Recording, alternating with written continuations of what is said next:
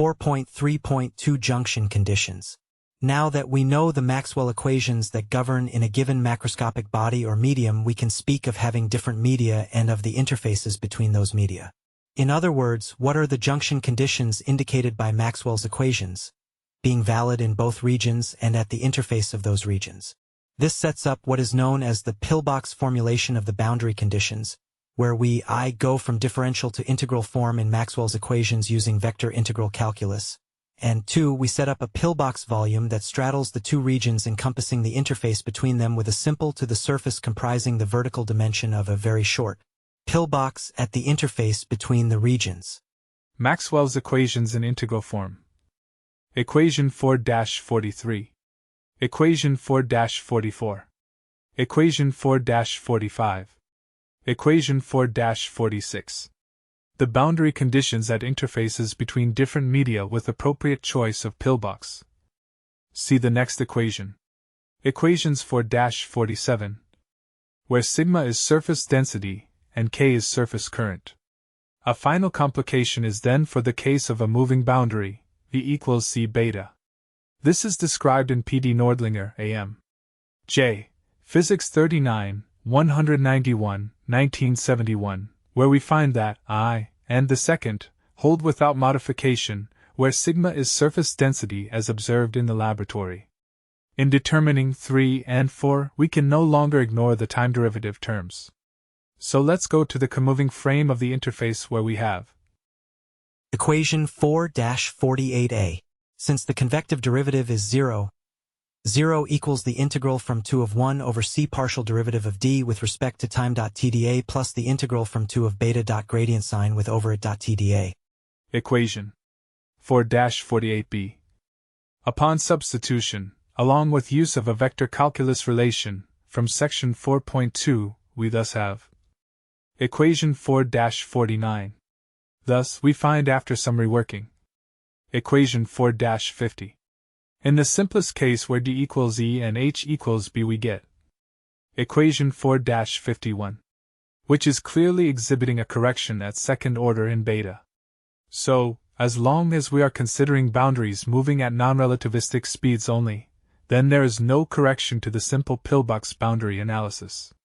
Likewise, as long as we aren't considering exotic ferromagnetic matter, atomic matter, or neutron stars, or any star, then we have simple diamagnetic and dielectric coefficients. This is the focus of the standard applications of Maxwell's equations in this chapter. This is the majority of applications that aren't of an astrophysics research nature. Relativistic magnetohydrodynamic considerations will be briefly considered in Book 3, when much of the math and physics has been covered for other reasons. Let's now turn to the junction condition issues that can specifically arise in the electrostatic case. For this, we will concern ourselves with surface distributions of charges, dipoles, and the possibility of discontinuities in field and potential. This is the first encounter with special functions and their well-definedness by way of distribution theory, not yet invented at the time Dirac introduced the delta function in what follows. Consider a surface with a charge density sigma. Equation 4-52. Let's now consider what's known as a dipole layer, where we have charge densities on parallel surfaces, d apart, and with surface charge plus or minus sigma. What potential is produced by a dipole layer? Equation 4-53. Since we are dealing with a distance d to be made arbitrarily small, we can make use of a Taylor expansion. 1 over the absolute value of x minus a equals 1 over x plus a dot gradient 1 over x plus dot dot dot. Equation 4-54. To get at first order in D. Phi of x equals the integral from S2 of sigma of x prime over the absolute value of x minus x prime d of a prime, minus the integral from S prime to of sigma of x times open brace 1 over the absolute value of x minus x prime plus n d of x dot gradient 1 over the absolute value of x minus x prime close brace times d of a double prime. Equation 4-55. Let's introduce surface dipole moment density d of x prime equals sigma of x prime d of x prime. Equation 4-56. Thus, the potential at x caused by a point dipole at x prime is Equation 4-57. Since negative n dot gradient sign with over it 1 over the absolute value of x minus x prime times dA prime equals negative the cosine of theta dA prime over the absolute value of x minus x prime squared equals negative d omega. Equation 4-58. We can also write equation 4-59, where d omega has positive sign if the angle is acute, i.e., when the observation point views the inner, negatively charged side of the dipole layer. For a constant surface dipole moment density d, the potential is the product of the moment and the solid angle subtended at the observation point by the surface regardless of shape. Consider what this means for the potential seen upon crossing a charged double layer. Just under the double layer we have inner surface subtending 2 pi solid angle half, so potential is negative 2 pi d, on the outer side we have 2 pi d, thus the potential step seen when crossing the surface is equation 4-60. Let's now consider the Poisson equation, with source, and Laplace equation, no source, from this perspective. Thus, from gradient dot E equals 4 pi rho and E equals negative gradient phi we have gradient squared phi equals 4 pi rho, Poisson's equation, and if no charge is present, then gradient squared phi equals 0, Laplace's equation. Notice the oddity that gradient squared 1 over r equals 0 for r is not equal to 0 while its volume integral is negative 4 pi, which was managed by Dirac with introduction of the Dirac delta function delta of x.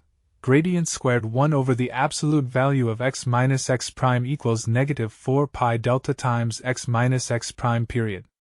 Equation 4-61. Thus, we see the distribution theory elements of the step function theta of x and the delta function delta of x. In what follows, the differential expressions involving discontinuous functions can always be expressed in terms of their integral forms, where those discontinuities have well-defined evaluation. Thus, the integral transforms due to the divergence theorem and integration by parts are critical tools in applying the theory. To this end, early developments were done by Green, whose theorems thus follow as simple applications of the divergence theorem. Equation 4-62. Where Green introduces A equals phi gradient psi times suc h of a t gradient sign with over it dot A equals phi gradient squared psi plus phi gradient dot gradient psi times a and d times a dot n equals phi gradient psi dot n equals phi partial derivative of psi with respect to n period. Equation 4-63. Green's first identity is then the integral from v to a phi gradient squared psi plus phi gradient dot gradient sign with over it psi times d cubed x equals the contour integral from s to a phi partial derivative of psi with respect to n dA, Equation 4-64. And Green's second identity is the integral from v to a phi gradient squared psi plus psi gradient squared phi times d cubed x equals the contour integral from s to a phi partial derivative of psi with respect to n minus psi partial derivative of phi with respect to n dA period. Equation 4-65. The general form of Green's function to be introduced is based on generalizing the interesting form that results when we use Green's second identity with 1 over r equals 1 over the absolute value of x minus x prime, which gives gradient squared psi equals negative 4 pi delta, where delta equals delta times x minus x prime is the delta function, and we also choose phi equals phi where we have gradient squared phi equals negative 4 pi rho. Equation 4-66. As vector s infinity we get the usual result that phi equals the integral from v to of rho over r d cubed x prime. But for the boundary surface not at infinity we have a form that makes clear that two types of terms exist at the surface boundary, that relate to Dirichlet and Newman boundary conditions in what follows.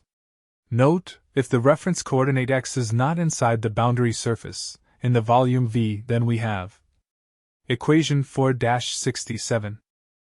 Green's analysis then goes further to consider the general Green's function that has form Equation 4-68, where g of x, x prime bold equals 1 over the absolute value of x minus x prime plus f of x, x prime and gradient prime squared f of x, x prime equals 0, Equation 4-69, and we are free to choose f of x, x prime to eliminate one of the surface terms, e.g., use Dirichlet or Newman boundary conditions.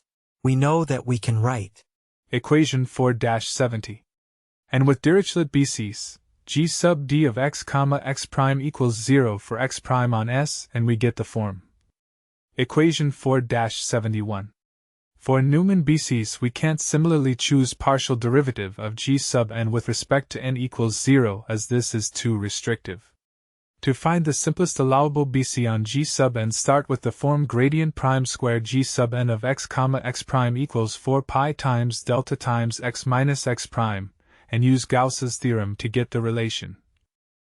Equation 4-72. The simplest BC is then equation 4-73, where the absolute value of S is the total area of the boundary, and we get the relation. Equation 4-74. In this process, the freedom to choose f of x comma x prime to zero out boundary terms at a surface is equivalent to the freedom to choose a system of charges external to the volume to achieve that BC. This is equivalent to using the method of images. Note that the Green's function approach works with respect to ODEs using any division algebra, thus can extend to quaternion and octonion formulations, as well as complex